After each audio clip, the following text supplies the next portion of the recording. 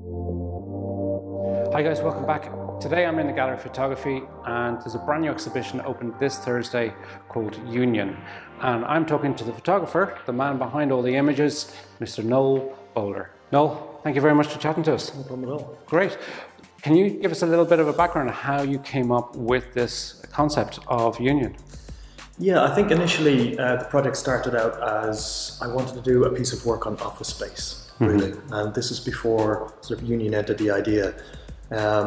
For months and years, I think the initial ideas I'd struggled, as an artist with no job, and the idea of kind of a 9-to-5 living, working a job for 30 years, perhaps like our parents would have been. The idea to me and most of us, I think, is kind of a foreign concept.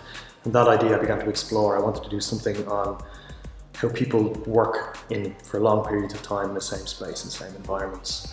To help starting this project, I looked around Dublin trying to find access to kind of office spaces. By chance, I went into Liberty Hall with just general curiosity to see if I could photograph the offices there. It's a big, Dublin's tallest building. And I was given free reign of the building every Saturday morning, which was quite unusual. So I got to spend 4 hours every week just taking it easy, going from room to room and really trying to consider what it was I was after.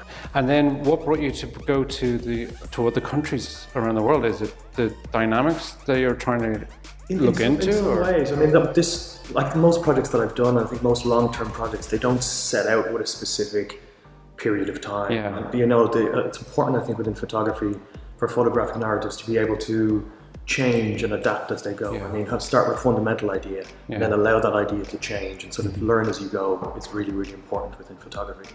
And I think the countries that became included in this sort of links and associated with other unions as I went along. So I photographed one union in Dublin and they'd say, have you been to London? And they'd sort of hook me up in that way. And it's somewhat just unfolded naturally. And I tried not to influence which way it was going because, to be honest, I wasn't sure which way it was going, and I wanted to see where it'd take me. And kind of following all of that, it took me to 14 countries, including the US, Canada, and Russia. That's amazing. 14 countries over a 4-year time period. 5 years. 5-year time period. Wow. And I think as well, I mean, I ended up at the end kind of securing a bit of funding towards the book, but at the time there was no funding, and it sounds like an epic journey, but it didn't set out to be 5 years of traveling around the world. I think if you can condense all the work, you've done it in half that time. I think this is what happens when you begin to go from east to west. And when I started this project, there was a way, the rooms and offices I'd photographed had these very, what's the way, that kind of Politburo, wooden panelled walls, very male-orientated, cigar smoking, that sort of Eastern European context, Politburo context almost, and that became quite evident. And even after 5 years I'd spent working on it, as I revisited some of the earlier offices and buildings, they began to knock down walls to more open plan. And I think this is kind of a commentary to how office space was beginning to change, of course, as well. With tech industry, everything becomes open plan, and everyone shares and works on the same floor and pretends they get paid the same, but they don't really. And you have, a lot of these images are all of the offices themselves, but you have some portraits. I think the idea with the portraits really was to look at, the portraits became somewhat of an afterthought. It wasn't initially when I started out, but the more people I began to meet, in some ways I just thought, I must just make portraits of them, just because I'm here. It was kind of some unique experiences. This is a really fundamental, important point if we look at the labour market. There's only one woman who's at the head of the major organisations. There was only one woman I got to photograph. There are a couple more, but in a very, very minority. So Sharon Burrows was an incredible person to meet and to work with. And she specifically placed in a book, if we look at the editing process of the book, I specifically placed her portrait on the left-hand side, and she's the only portrait on the left. In fact, she's the only image on the left in the book.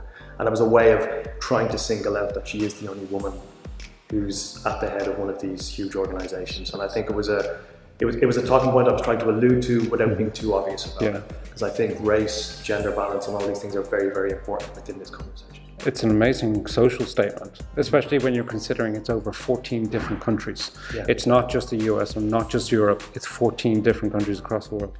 The principle, I think, is important to understand where it comes from. And when asked if we agree with unions or not, I think the issue is a little more straightforward. When we look at the majority of the world working at $1 a day, the very idea that there's a mechanism or something that exists that can argue for people's rights or protect employment, I don't think anybody could argue with it. Can't deny it, needs it.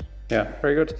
Excellent. So guys, definitely worth a visit. The gallery photography, the exhibition is called Union. It's Noel Bowler, and the photo book is also available in the shop. I'm going to put a link below to all the details as well on the gallery photography page. So definitely worth checking it out. Thank you very much, Noel. Thank you. Good to meet you. Thank you.